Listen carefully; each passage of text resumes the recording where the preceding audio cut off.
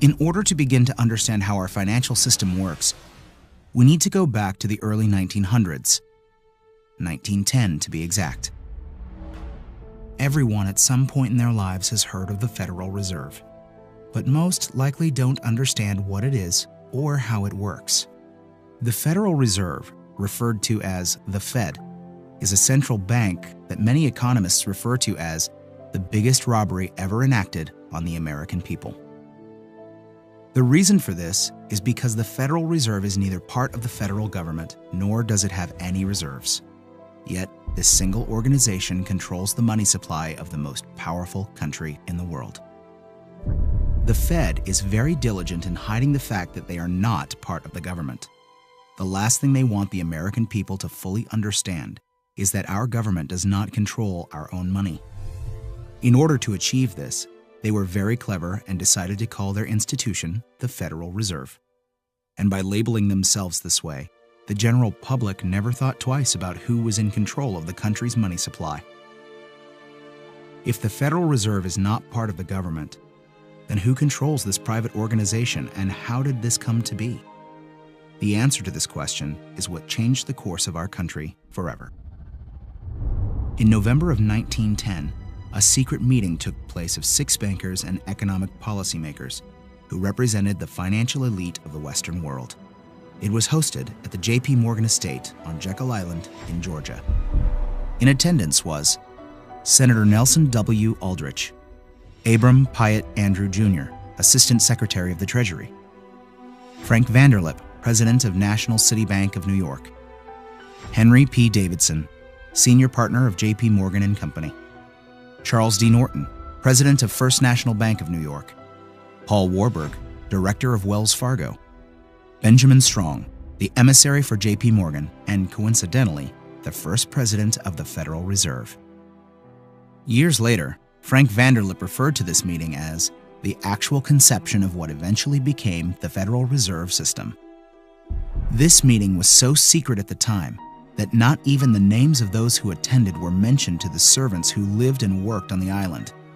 The men who attended came on a late-night train, claiming to be on their way to a hunting expedition, but instead, these bankers met with Senator Nelson Aldrich to draft what would eventually become the Federal Reserve Act. This private meeting, attended by some of the most powerful men in America, was strategically designed to take control of our country's money supply and to achieve ultimate power in America. Mayer Amschad Rothschild, one of the most powerful European bankers of his time, stated it best when he said, "Permit me to issue and control the money of the nation, and I care not who makes its laws."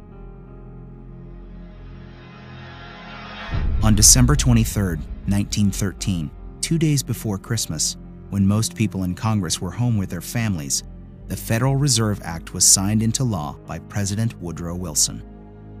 That single act, however small it may seem, transferred the control of our monetary system from our government into the hands of some of the wealthiest men in our country. Putting into law the Federal Reserve Act gave unlimited power to a few wealthy banking institutions in America. The Fed has the power to issue currency, manipulate interest rates, and run secret bailouts. Yet Congress and the President are not allowed full oversight over this powerful organization. The Federal Reserve enjoys a monopoly over the creation of our nation's money and credit, but for 100 years, they have never been completely transparent and accountable about it. And we don't have to look back too far from today to see what it looks like in real life.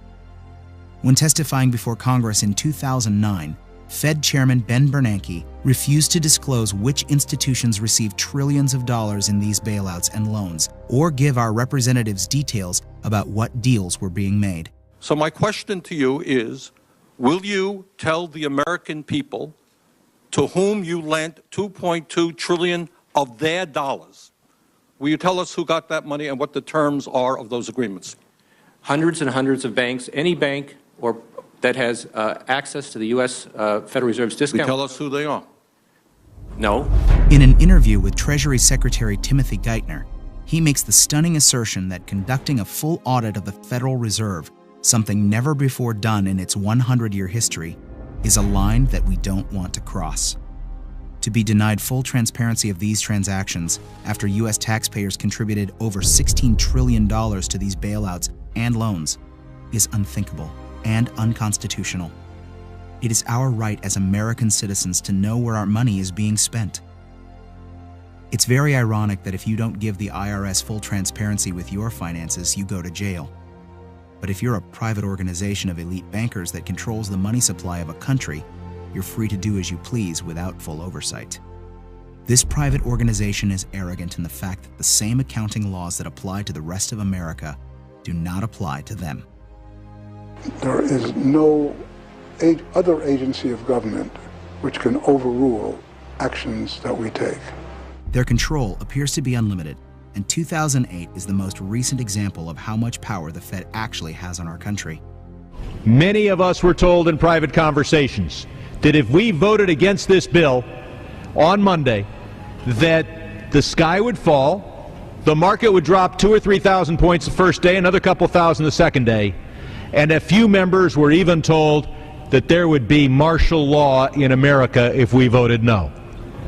That's what I call fear-mongering. The elite banking institutions took trillions of dollars worth of risk, and when they lost their bets, they threatened politicians to use taxpayer money to bail them out, or else we would face an Armageddon type of scenario. This historic change of power in America is again why many economists refer to it as the biggest robbery ever enacted on the American people.